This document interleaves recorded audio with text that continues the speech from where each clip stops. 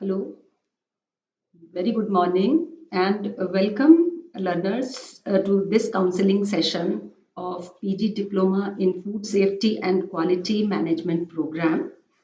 And for this counseling session, we will be talking about the first course of this program, which is Food Fundamentals and Chemistry. You may be knowing the code is MVP-001.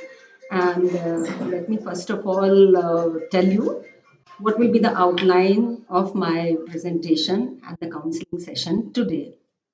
So we will be talking about the course Food Fundamentals and Chemistry, the general information about this course. Then we will be talking about the second block of this course, which is food chemistry. And in that particular block, for today's session, I plan to cover water and its role in food, carbohydrates and their food applications, proteins and enzymes and their role in food. So, this is what we shall be discussing about. Coming to the first course, that is Food Fundamentals and Chemistry, this particular course actually focuses on the food sources, chemistry of food components, methods of packaging and waste management, food quality testing techniques, evaluation of food products, and food processing and preservation. So this particular course consists of a number of blocks wherein all these objectives are achieved. So the first block of this course is related to the introduction to food science and which deals with the fundamental aspects of food science and processing. Maybe you already have had the counseling session on this particular block.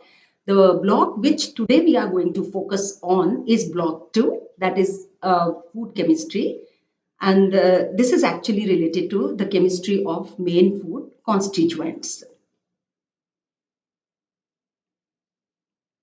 The third block of this particular course has food analysis, which consists of sampling, physical and chemical analysis. You know that when we study food chemistry, it's incomplete without the analysis of food. And finally, we talk about in the fourth block about food processing and preservation.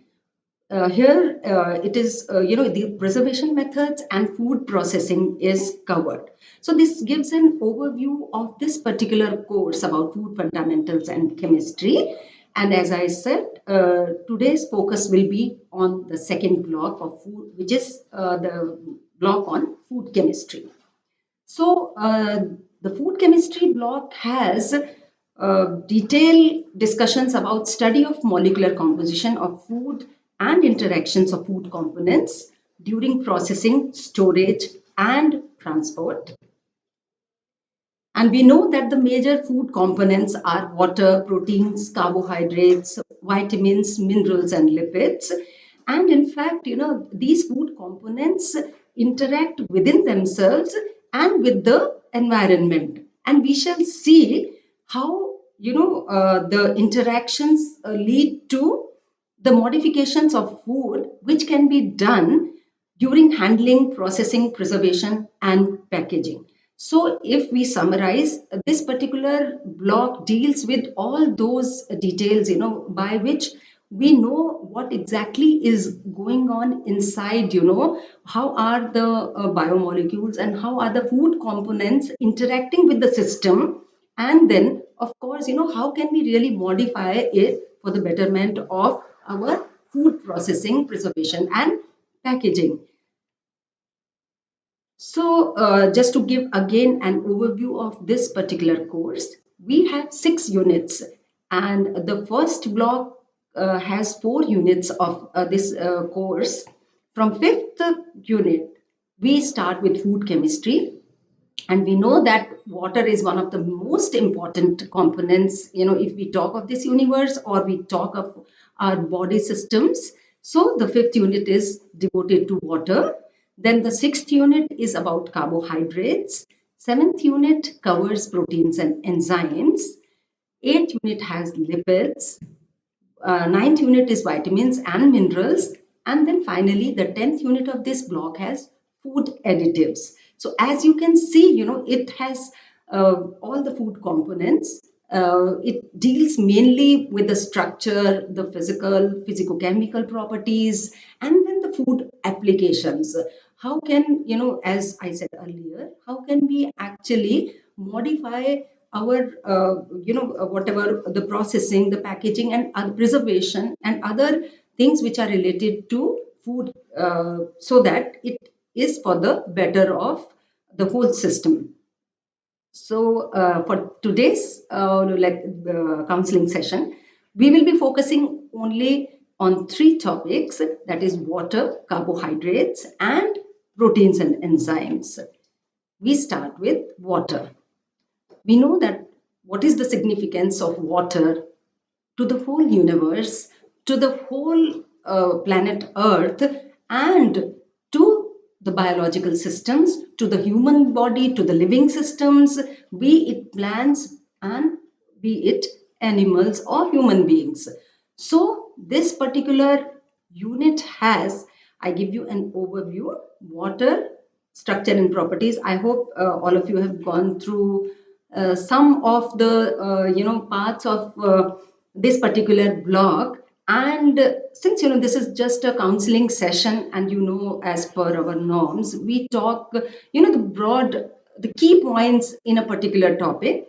Similar will go this counseling session. So but generally what all is covered in water is its structure and properties, water in foods, what is the form of water in food, and then water activity, how is it different from moisture, content of foods, then absorption isotherms, food spoilage. How is water related to food spoilage? All of us know that, when it's a humid season or humid rains, or it's a rainy season, the food gets spoiled faster. So food spoilage is one of the components of this particular unit. And finally, what should be the standards of water quality? So water quality and standards is very important. So as I say, we shall be considering some key points in water.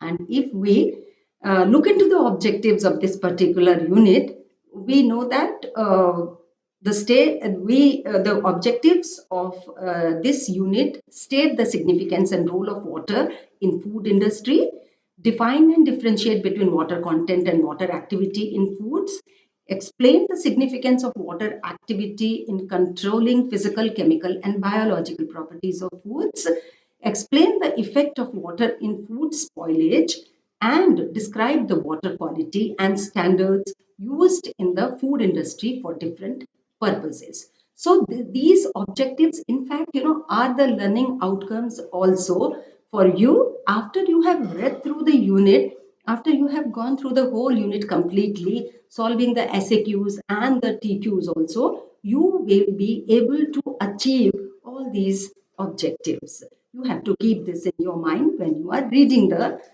unit.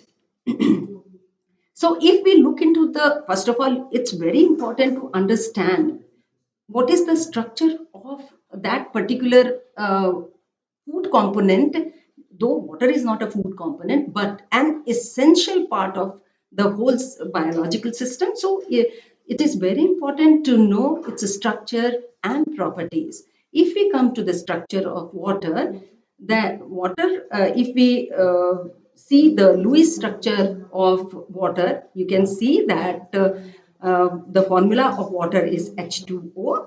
It is a bent molecule with an angle of 104.5 degree. And if we go by the hybridization, it is a sp3 hybridized molecule. Therefore, from your knowledge in chemistry, you may be knowing it has tetrahedral shape.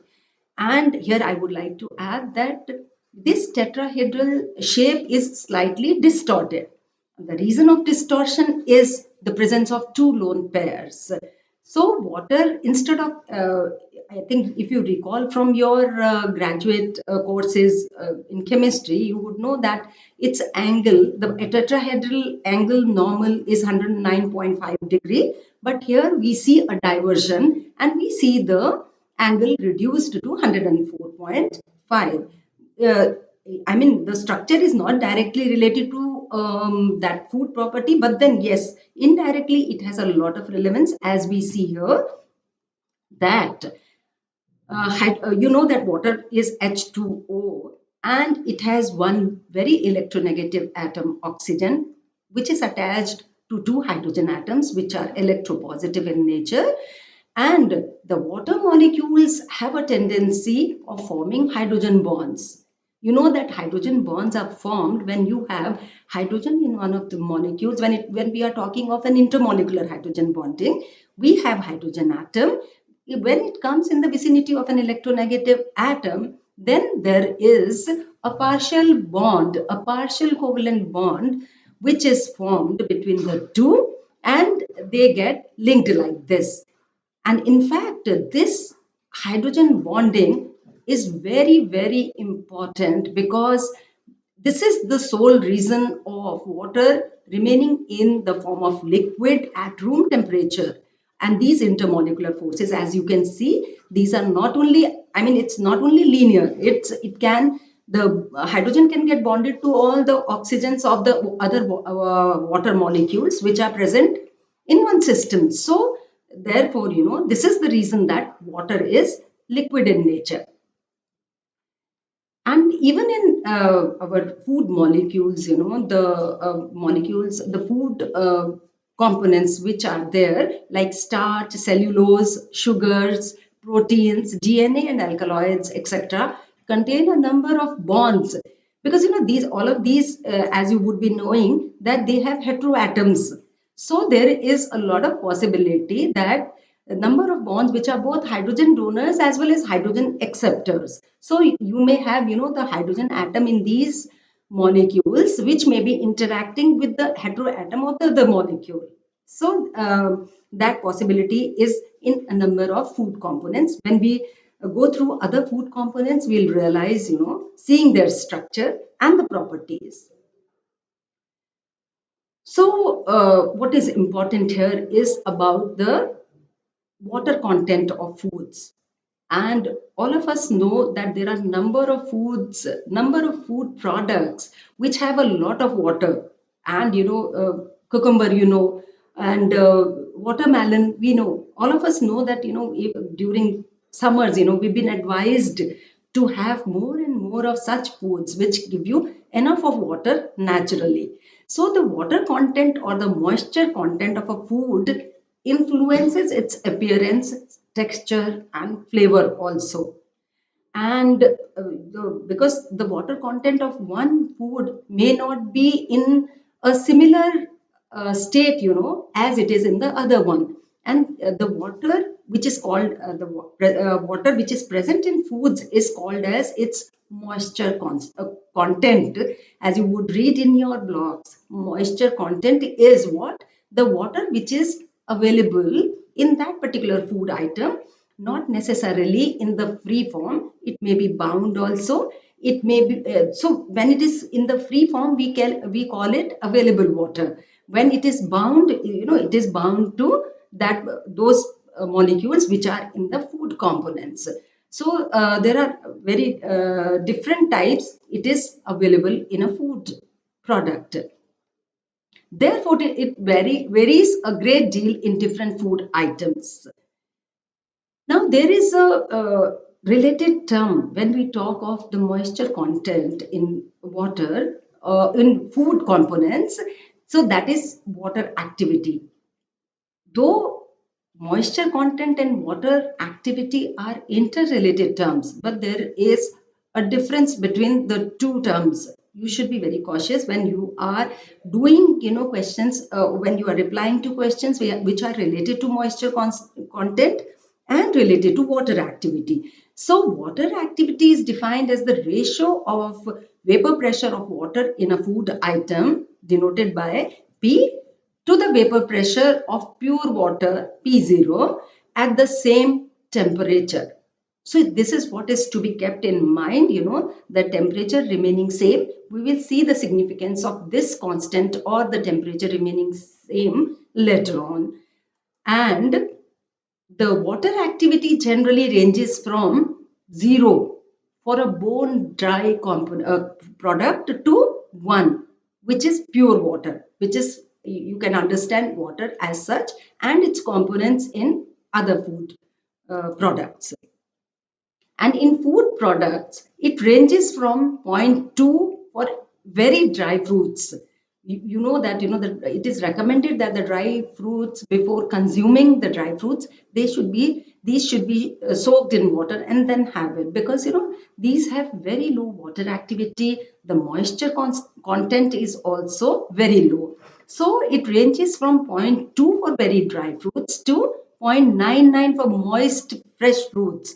And as we shall see in the table here, the percentage of water, like in green leaves, is 95, tomato 95, and watermelon 93. See, these have so much of water in these food products. Orange has 87, potato 78, banana 75, butter 16, rice 12, and legumes, that is the pulses, which are dry in nature, have the percentage of water from 9 to 11 only. So when you are especially talking about the the water content of the foods and the water activity, be very clear what you are talking about. When we talk of water activity, it is related to the humidity also, because at a given temperature, you don't we because it depends, how humid the environment is, how humid the atmosphere is. So the available water with the food or the fruit or any vegetable will depend upon the humidity at that particular time. So for highly perishable vegetables, meat, fish, milk, bread, the water activity is to the tune of 0.95%. For cheese, fresh juice, etc., it's 0.91, and dry cheese, sponge, etc. And I think we can afford to these. I mean, these values are all available in your blogs. This is just to relate things. It's been put here. So in noodles, it's too less, which is 0.50.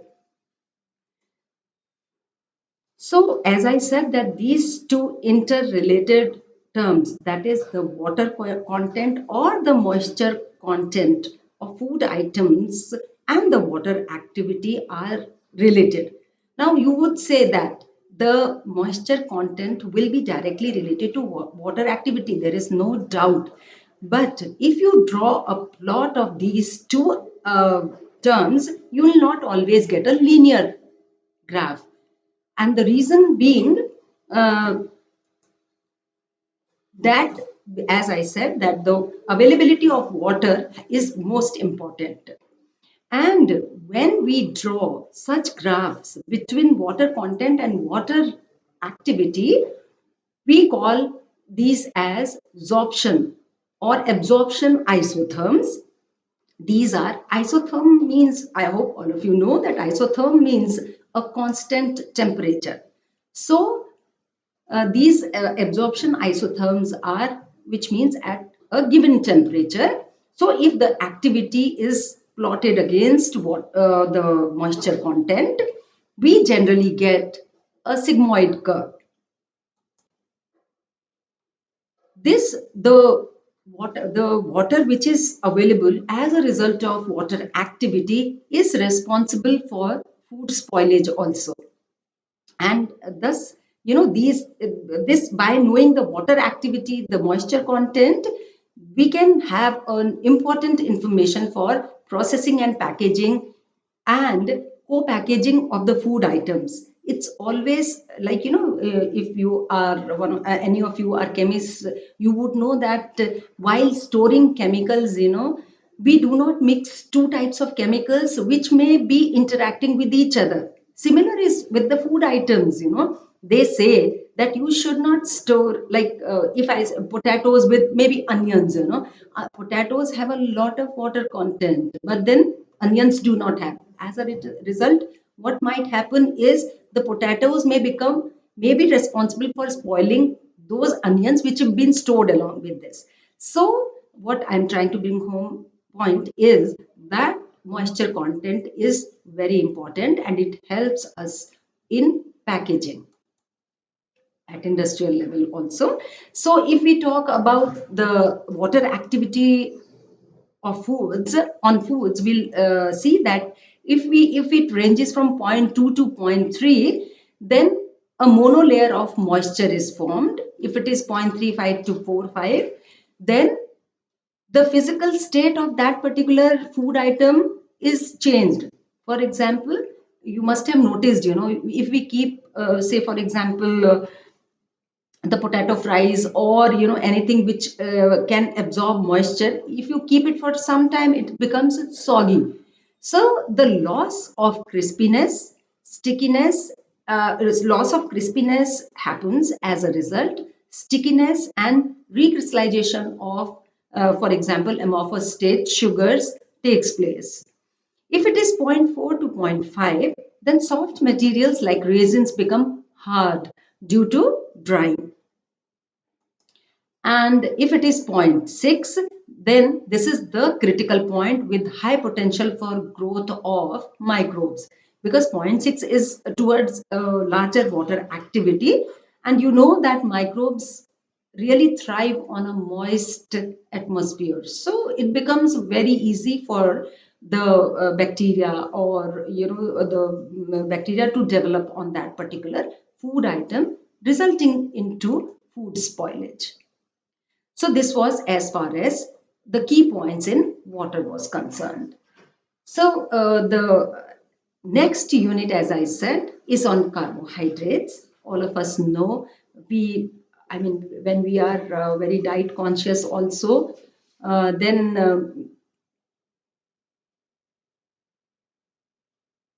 okay. See, one of you have asked us about that why there is a sigmoidal curve when we are seeing this the absorption isotherm. Okay, see, as I said that the water content and the water activity will not be a linear function, which means that if moisture content is more, the if moisture content is increasing, the water activity will also increase, because there are, as you can notice, there are different regions given here, and if you read in your blogs also, it's very well explained. These regions, they pretty explain there is desorption going on above this particular in the first region.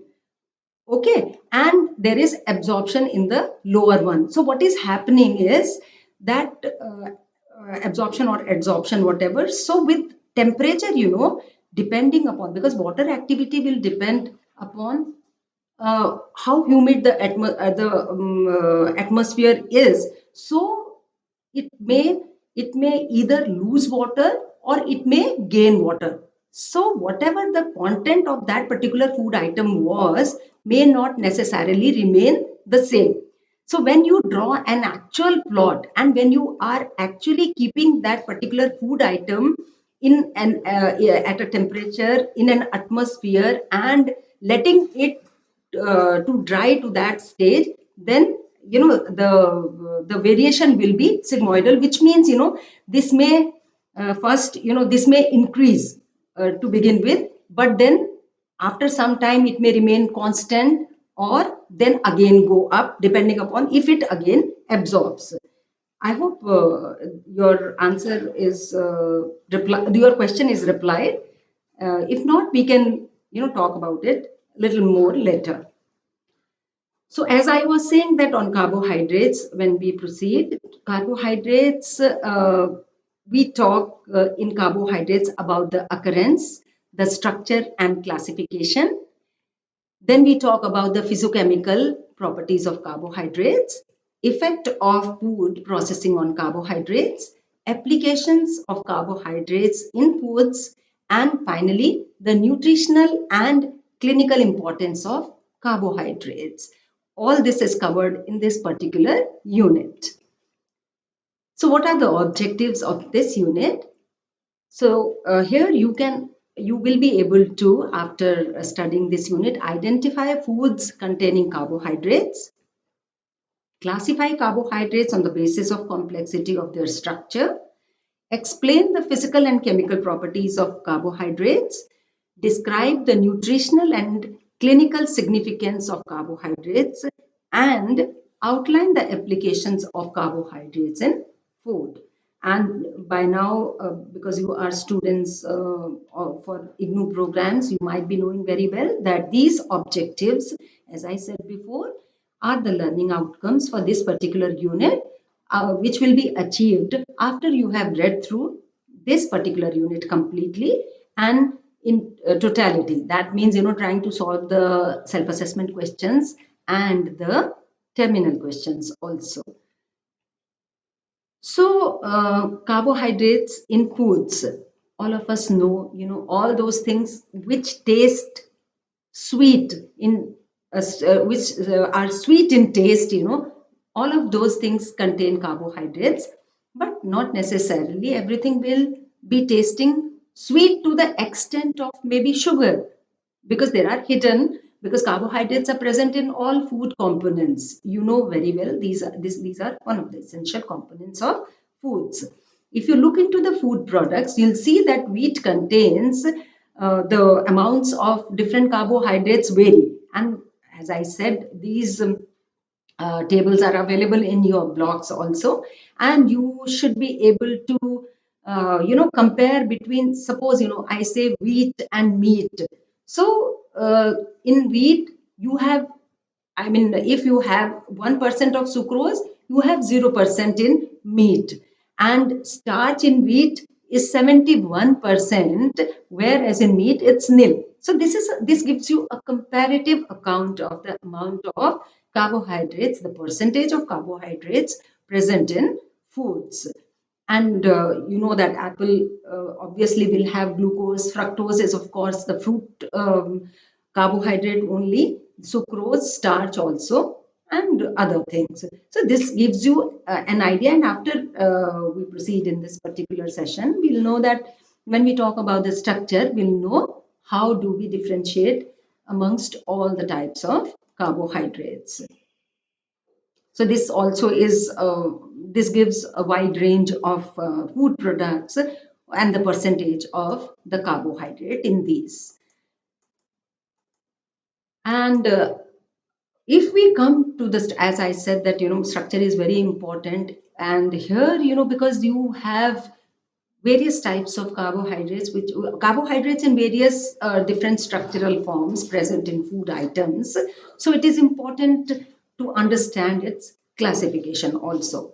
So to begin with, carbohydrates were named, on the basis of their sources, like sucrose from cane sugar. So, because this was the source of sugar, so it was called sucrose. Fructose from fruits, maltose from malt. Similarly, these were the sources which were responsible for naming those types of carbohydrates. But after that, when the structure of carbohydrates was seen, so they were, because all of these looked to be the hydrates of carbon, because if you look into the general formula of carbohydrates, you look into your blocks and you will see CnH2ON. So the water molecule, it was defined in such a manner that these were hydrates of carbon. But when we come to the detailed structure of carbohydrates, we would realize that these are polyhydroxy compounds with, there are a number of hydroxy groups in this, with an aldehyde or a ketonic group in the chain. The aldehyde or the ketone group is only one in the whole of the carbohydrate structure, and the chain may contain 3 carbon to hundreds of them. And so, depending upon whether we have carbohydrate or the ketone group, these are also classified as aldoses and ketoses. So there are, various strategies which have been used to classify the carbohydrates. Let's look into the structure of these. If we see, there are simple sugars, and in simple sugars, we consider mono and disaccharides with two monosaccharide units. Monosaccharide will have only one sugar unit, but then or a single saccharide unit, whereas a disaccharide will have two such sugar units. Then we have oligosaccharides, which have 3 to 9 monosaccharide units. We call these as oligosaccharides. Then we have polysaccharides having more than 9 such units. And as I said earlier, that it may range to hundreds also. In polysaccharides, we have two types of polysaccharides. We have starchy or starch, we call it as. Then we have non-starch polysaccharides, which are also called as dietary fibers. And in today's era, everybody has that fad of having dietary fibers in their food. All of you may be, in fact, quite aware of that. And this is what we talk about, because starch is supposed to be causing a lot of problem, leading to diabetes and all. Therefore, people have become very conscious towards dietary fibers, and these include cellulose, hemicelluloses, pectin, and hydrocolloids. So let's look into the structure of monosaccharides. See, monosaccharides would start with the simplest of the molecule with 3 carbon atoms with an aldehyde group, 2 hydroxy groups. We call it as a triose. It's easy to name. Then we have one which has 4 carbon atoms. We call it tetroses. Then we have 5 carbon atoms, again with an aldehyde group. We call it pentoses. We have similarly 6 carbon atoms, and we call it hexoses. As you can see here, we have an aldehyde group here. Aldehyde group, aldehyde group. So we will call these carbohydrates as the aldoses. And we have here one carbohydrate which is a hexose and has a carbonyl group. I hope you can identify, you can differentiate between the two types of groups, aldehydes and ketones. So we call such hexoses as ketoses also. And you can just read through in detail in your blogs that the carbohydrates have a cyclic structure also. So we have the cyclic structure of glucose here, and this is of course 6 carbon atoms. This is as a result of cyclization of the aldehyde and the last hydroxy group of that particular molecule. So disaccharides, as I said, that disaccharides will have 2 monosaccharide units. If we see this molecule, this is a molecule of maltose. How is maltose made? Maltose is a mixture of 2 glucose units. So alpha D glucose, 2 units combined together through a glycosidic. This is called a glycosidic bond. And this glycosidic bond with these 2 units it results into a disaccharide, which is called as maltose. We have another molecule here, lactose. You are very familiar with milk. The sweetness of milk is because of lactose, and the sugar in this is called as milk sugar, which is a mixture of galactose and glucose. You can very well appreciate the fact that 2 hexoses combine together to give a sugar, a molecule of a disaccharide. Similar here, like we said, galactose and glucose gives rise to lactose. Now we come to oligosaccharides. The structure of oligosaccharides, as we said, that the monosaccharide units range from 3 to 9. Here, we have sucrose, of course, is a disaccharide only. This is to depict that what is the difference between a disaccharide, which with another unit of a monosaccharide gives a molecule of raffinose, which is a oligosaccharide. If we have four such units, monosaccharide units, it is stachyose. Okay, so these are oligosaccharides. Polysaccharides, as we said, that polysaccharides may be starch and non-starchy. In the structure of starch has two components. So we have amylose, which is a linear glucose chain. This is simply the glucose molecule, cyclic structure of glucose, which is joined by a glycosidic bond, and these are continuously there are n number of such molecules. So amylose is linear glucose chain and amylopectin is a branched glucose chain.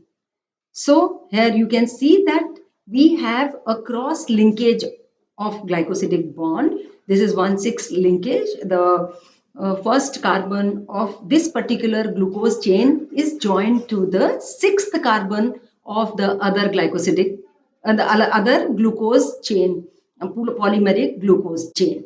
So this is called as amylopectin, and these two together form the structure of starch.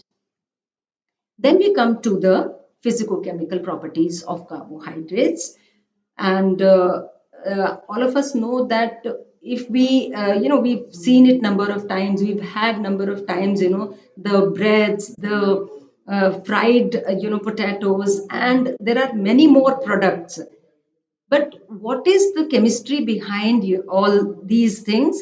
We call it by the name of caramelization.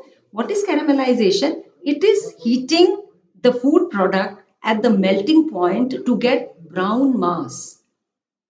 And if you heat, simple sugar also, gradually you'll see that, it gets slightly brownish. Then it chars, of course, because it does not have water content. So it gets black. But the food products like wheat flour or after you've made a dough of this, what will happen that it will get brown on heating till its melting point only.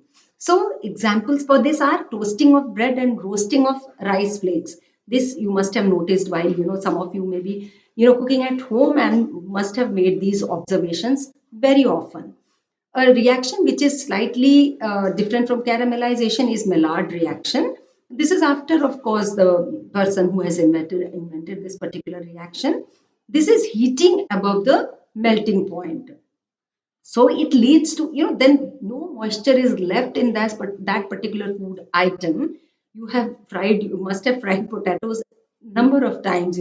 We first, we make potato chips. We let the moisture content go into air. We dry them. We then fry them. So it is beyond its melting point. It leads to almost, zero moisture content. And as we saw earlier when we were discussing about water, if you leave these products in air, because of the humidity in the atmosphere, these again absorb water and they become soggy. There is an important property of carbohydrates. We call it inversion of sugars. Maybe you know that a simple, glucose or the monosaccharides or glucose, we call it dextrose also because it dextrorotatory. And at this point of time, I think I would just, I don't know if you know about the optical activity. All of you know that the carbohydrates, most of these biomolecules are chiral in nature, which means they have optical activity, which means if you would recall your undergraduate chemistry, that they have the capability of rotating the plane of plane polarized light to left or to right. So when it rotates to right, we call it dextrorotatory. When it is to left, we call it levorotatory. So, as I said, that the sugar is dextrorotatory, but what happens, on hydrolysis with mild acids or the enzyme invertase, there is Sucrose is made up of glucose and fructose, we know. Then if you hydrolyze it, it gives you two components, right? Glucose and fructose. Fructose is highly liver-rotatory. So, and the percentage of fructose will be more when it is hydrolyzing. As a result, when we are hydrolyzing the sugar which you are using in your houses, there is an inversion of direction of rotation of that plane polarized light. And instead of dextrorotation, it starts showing levo-rotation. And what we call this phenomenon as inversion of sugar. And in this invert, we call this sugar as the invert sugar. And there is a process of hydrolysis which is to be undergone by these sugars to get an invert sugar. And this invert sugar is actually much sweeter than your normal sugar. And then it has a lot of use in confectionery. When you want to use I mean very sweet sugar, and want to prepare the baked products and use it in confectionery especially. So let's see, what happens. We are all very conscious of that we should not overcook our food, or we should not doing it to the extent that everything which is important in that particular food item gets lost. And all this like cooking, preserving, or any other process which packaging we are doing with foods, we call these as a part of food processing. And what is the effect of food processing on carbohydrates? Let's see. If we cook, cooking results in non-enzymatic browning due to dissolution of soluble carbohydrates. We saw caramelization is one of the consequences of cooking. And, we all believe in cooking the food to the maximum that it becomes brown in appearance. Until and unless it is brown, it looks quite what do you say, it starts looking very insipid to us. We are never attracted to have that food, especially the children. But then we know that this is actually not a very good practice. Another process is gelatinization. In gelatinization, absorption of water by starch granules happen to form a jelly-like substance, wherein actually amylopectin forms the gel. We saw that starch is composed of two components, amylose and amylopectin. So, in the process of gelatinization, amylopectin forms gel and amylose comes into solution. I must have seen, that gelatin-like, jelly-like products. And when heat is continued in excess water, more soluble components of starch come into solution and a paste results. This is a very common observation you must have seen while cooking, or while boiling, or doing anything, because the soluble components will keep coming into water. Sometimes we are discarding this water, which is not advisable, because we know that it contains those very important nutrients in that. Another food process we call retrogradation. Retrogradation is actually reassociation of the starch granules on cooling of the gelatinized starch or the starch paste. A very common example you must have seen. See, if you you are boiling rice has a lot of starch in it, and you take out that starchy liquid, you keep it for cooling. What will happen after some time? It will give you a semi-solid, if not a proper solid. So this is as a result of retrogradation, and again a very common observation with most of us. And the digestibility of starch in the small intestine is reduced by the degree of processing and retrogradation. So these are the fallouts of overcooking, or trying to over process a particular food item. As conscious learners, we should all be very cautious of this.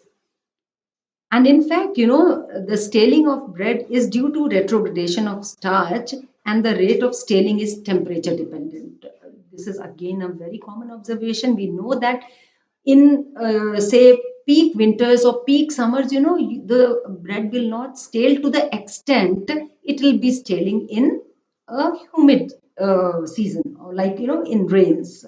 So this is all as a result of the processing of food. Carbohydrates have a lot of clinical implications and applications. We know that if we start with something which is good about carbohydrates is hemicelluloses, which are non-starchy carbohydrates. We said in the beginning only, they are very good sources of dietary fiber and stimulate the immune system. We were talking a few minutes before that it has become a fad, amongst all say people who are health conscious, how important it is now to have non-starchy food. And not only from the good health point of view, we know that we should not land into the troubles of diabetes and similar problems. So, as you can see, I think hemicelluloses are good for promoting weight loss, relieving constipation, and controlling carcinogens in the intestinal tract. And we do not have too much of time to discuss about this, but all of you know that how many practices have been going on all around. People have been using all sorts of things to consume now the dietary fibers, and this has really given a boost to the industry who are manufacturing it. Then we have hydrocolloids, which are very good laxatives. The day starts with a proper relieving yourself in the morning. We do hundreds of, we take hundreds of measures. We'll take green tea, or we'll take a lot of water to avoid any kind of constipation or other problems. So we can use hydrocolloids. And there is, but with carbohydrates, there is another implication of these compounds, which is lactose intolerance. What happens, it can be true with infants too, but generally, as we grow, as we age, then there is a tendency to either there is a tendency not to be able to digest milk or the lactose, the carbohydrate which is present in milk. So it leads to a lot of troubles like flatulence and other problems. When it is because of the deficiency of the enzyme lactase, which is responsible for hydrolyzing lactose in the body system, then we landed we the if even if the person is a small child cannot have milk, because it'll this is called lactose intolerance.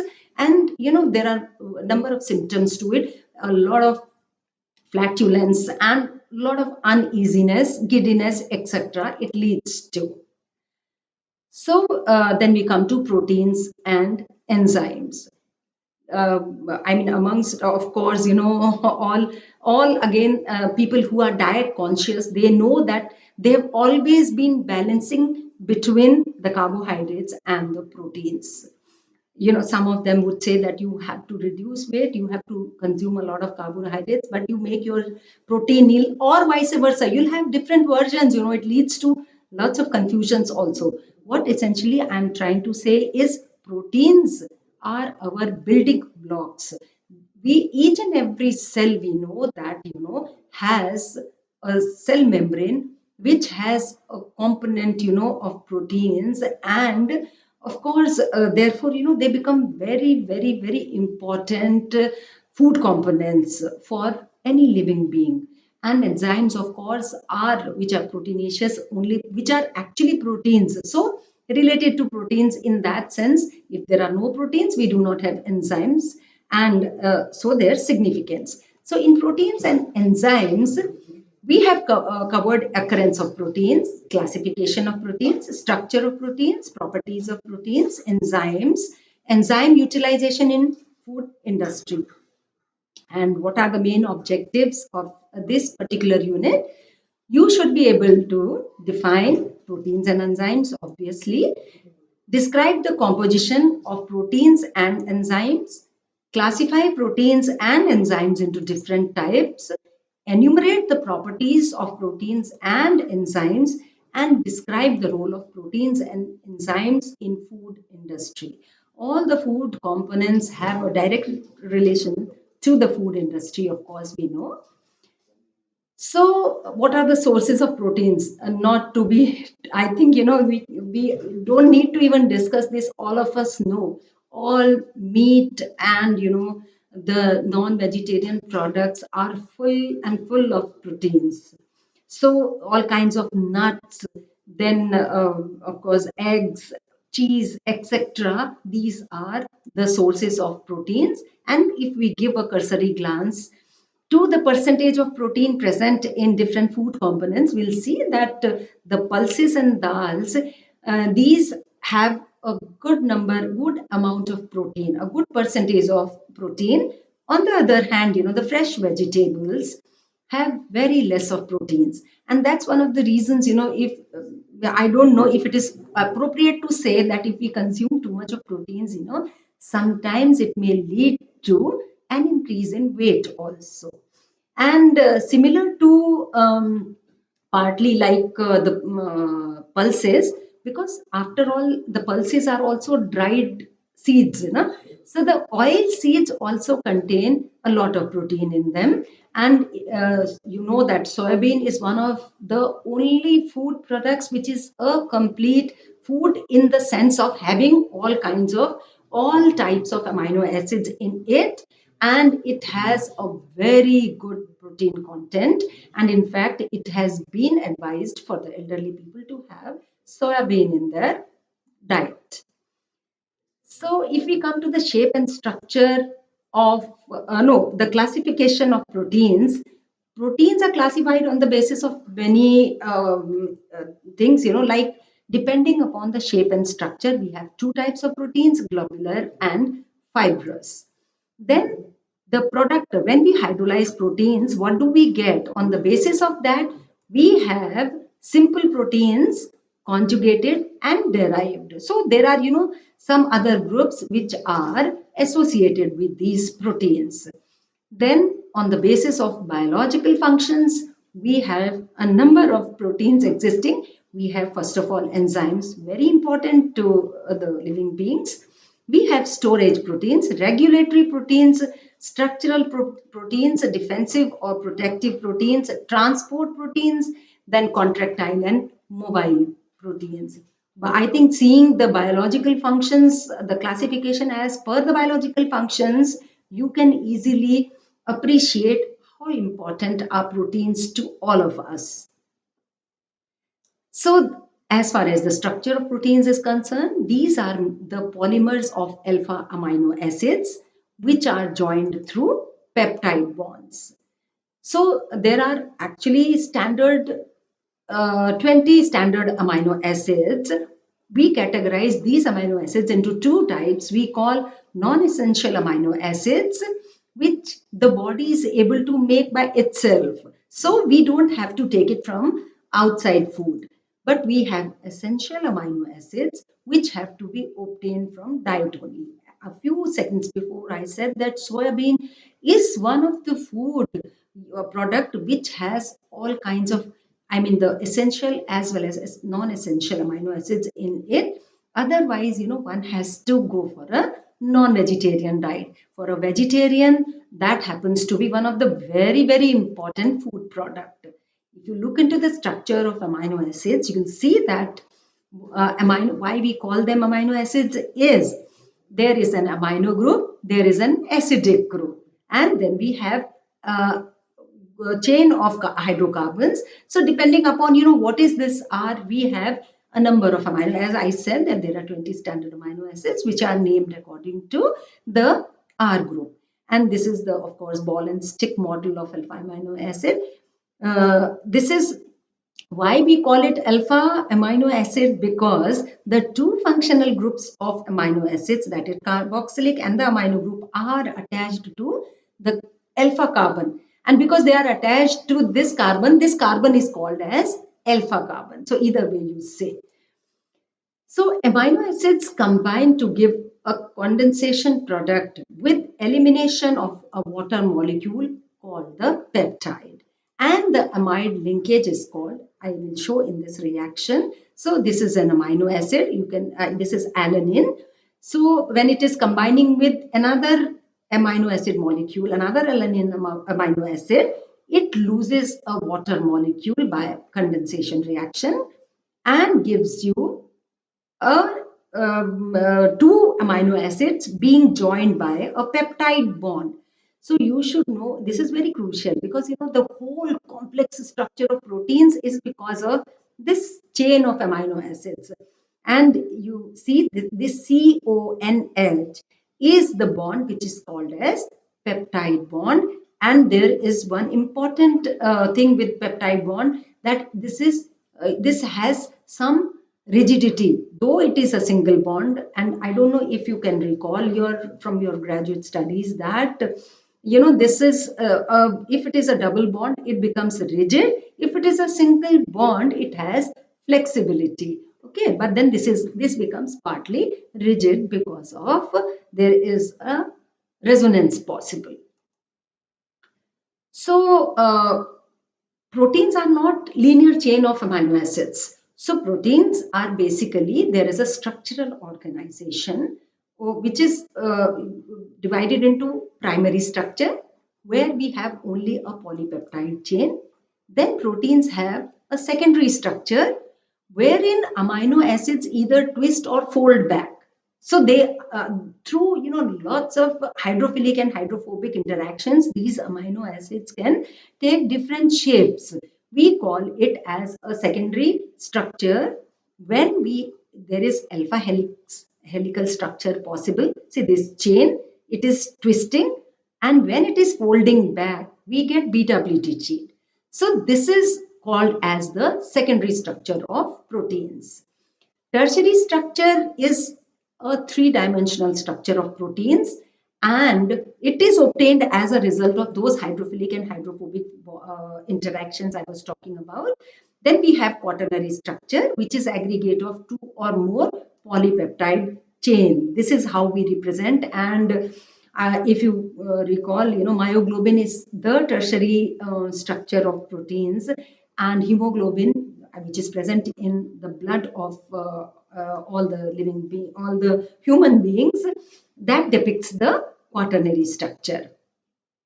So the physicochemical properties of proteins, very well we can appreciate that proteins are constituted of amino acids, and amino acids have a carboxylic and an amino group.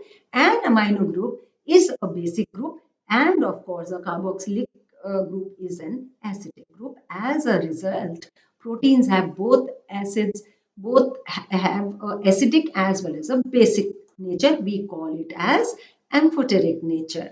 Then see what happens, that acids and bases are defined by the pH, the hydrogen ion concentration, and the pH at which protein exists in an electrically neutral form is called as an isoelectric point.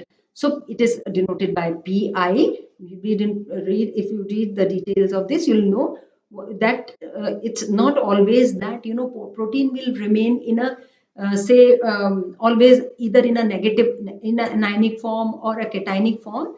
It may also give you a electrically neutral form. So the solubility actually is influenced by the nature of solvent, pH, temperature, etc. Because proteins are not easy to dissolve, and it gets affected by depending upon which in the system, of course, we know that we have water soluble, but it also depends upon which solvent we have used, the pH and the temperature.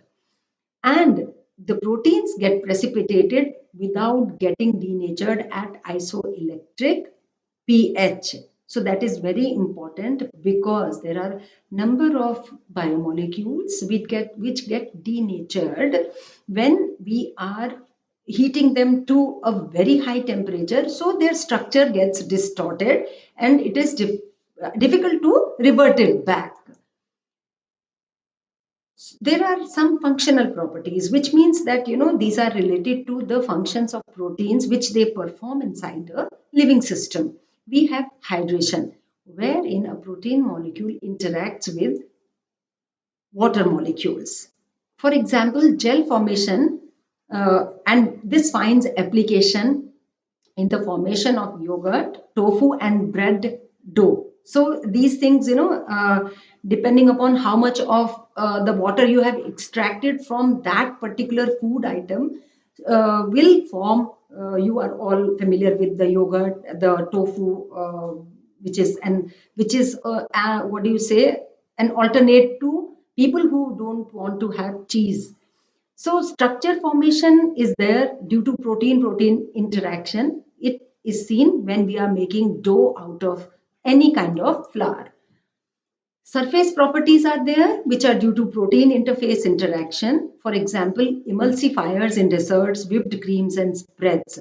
So, how do we get that kind of a froth, and, how do we get that kind of an emulsion is basically the surface property of the proteins. Then proteins find their use in the form of concentrates, isolates, and hydrolysates. So concentrates means, you removed the whole of the water from that particular food product, and then of course, isolated the item. So this is selectively removing the non-protein ingredients from a protein source to get a protein-rich content. So we have soy protein concentrates, which find use in meat, poultry, and fish products like patties, sausages, and fish sticks, etc.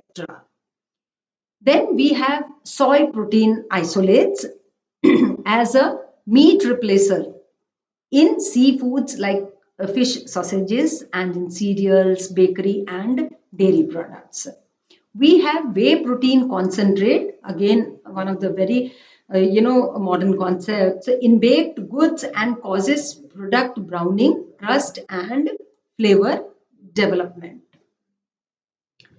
Then we come to enzymes. So proteins and enzymes have been taken into the same unit, and now you can appreciate the reason of enzymes being in the same unit, because enzymes are nothing but the proteins, because structurally they are proteins, and they are the biocatalysts.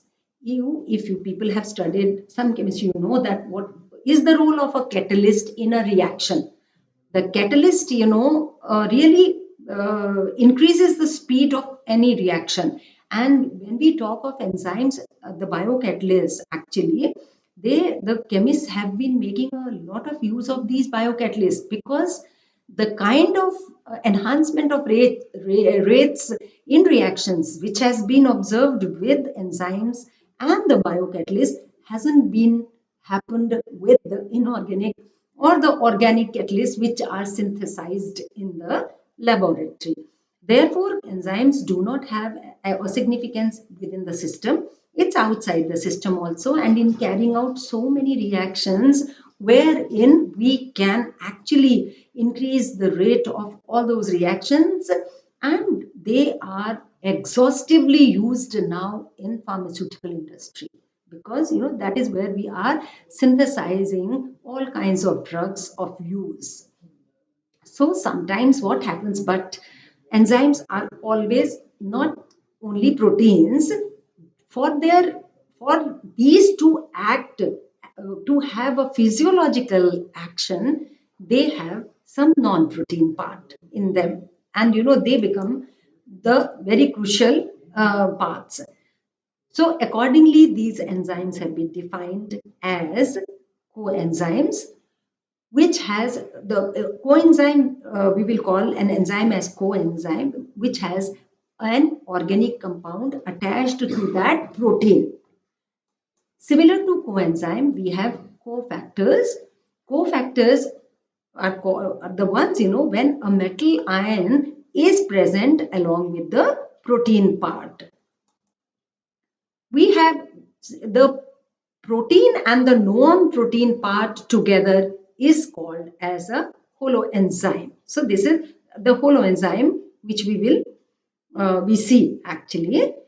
Then we have prosthetic group also, wherein sometimes the attached group, which could be anything, is so tightly bound to the protein, to the non-protein part. We call it as prosthetic group. And then we have apoenzyme. Apoenzyme is actually without the non-protein part of the total enzyme. So the apoenzyme, see, this is apoenzyme, which is the protein. Actually, this we without this part, that is the coenzyme or the cofactor, this apoenzyme is of no use, because all alone protein cannot have a catalytic function. So we have to understand that whenever there is an organic or a metal ion, it imparts the catalytic activity to the enzyme. Hence, we call it a biocatalyst. So, depending upon the kind of reaction the enzymes catalyze, we can have different types of enzymes. We have oxidoreductases. You know that in the body also all kinds of chemical reactions keep going. So oxidoreductases is one of those kinds where oxidation and reduction is taking place side by side. When the enzymes are catalyzing such reactions, these are called as oxidoreductases. We have transferases, which are involved in the transfer of a group. Then we have lyases, which are helpful in cleaving a CC bond, a CO bond, or a CN bond. Because there are lots of biochemical reactions taking place inside the human body or the living systems. So lyases are used. So we have isomerases, which are involved in geometric or structural changes within a molecule. You've studied isomers. Isomers could be geometric, structural, optical, and so on and so forth. So isomerases are the enzymes which are responsible for geometric or structural changes. Then we have ligases. These are responsible for the linkage of two molecules with hydrolytic breakdown of a pyrophosphate bond in ATP or analogous compound. I think you could relate it to the structure of all those very crucial nucleotide structures, where we have, or for that matter, ATP, you have a pyrophosphate group, and ligases are used there, and I mean in many important reactions. So, what is the role of enzymes in industry? I think not to really mention. Any chemical reaction will be incomplete in industry without enzymes. For example, we have bread making. This is, we use yeast. I don't know if you know the process of bread making. So we are using yeast, which has an enzyme and which helps in bread making. Then we have vegetable preservation. How is this related to the enzymes? Is how do we preserve? Sometimes you must have seen, if you are very young, young, you've seen your mothers working in the kitchen, and what do? They will boil, for example, spinach, or for example, potato, or anything else, and boil it to a good number of time, and then we call this process as blanching, and keep it for the next time to be used. So we are basically blanching the vegetables so that they remain fresh, when you are using them next. But how this blanching helps is that when we are heating it to a high degree, to boiling and boiling, constant boiling for a long time, the enzymes get destroyed. As a result, they are not active to catalyze a particular reaction as they are in the living vegetable or anybody and living beings. Then we have a very important role of enzymes in brewing industry. The whole fermentation process is by enzymes. So you get all sorts of, what do you say, all sorts of alcoholic products or otherwise by a fermentation process, an age-old process. This has been, I think, since antiquity in practice. Then we have cheese production. So in cheese production, actually, the protein casein is changed to para-casein by chymosin enzyme, and you get the formation of cheese, what we use in our kitchens. Tenderizing of meat is also done by making use of proteases, another type of enzymes. Enzymatic browning, we did, we studied enzymatic, non-enzymatic browning when we studied carbohydrates. The carbohydrates are getting brown by virtue of heating to melting point or beyond, and called as non-enzymatic browning. But what is enzymatic browning is browning of some cut fruits and vegetables due to the activity of a group of enzymes called phenolases. This is again a very common observation. You cut apple, after some time it gets brown. And similarly, there are some vegetables which will lose their shine, the fresh cut, and this is because of the phenolases which are present in these food products, and they are responsible for the browning of that food product. We call it enzymatic browning. So, with this, we come to the end of this particular session of counseling for you. I hope it has helped you to a good extent. Let me just summarize briefly what all did we talk about. We talked about water, its property, water activity, the isotherms and role of food in water. Then we talked about carbohydrates, their structure, classification, composition in foods, physiochemical properties, effect of food processing, and other applications. We talked about proteins, their sources, structure, physicochemical properties, and their food applications. Finally, we talked about enzymes, proteins as enzymes in biological reactions. So, this is all we have talked in this counseling session. The rest of the units which are not covered, lipids, then vitamins and minerals and food additives, will be done in another counseling sessions. For right now, I would say goodbye to all of you. All the best to all the learners.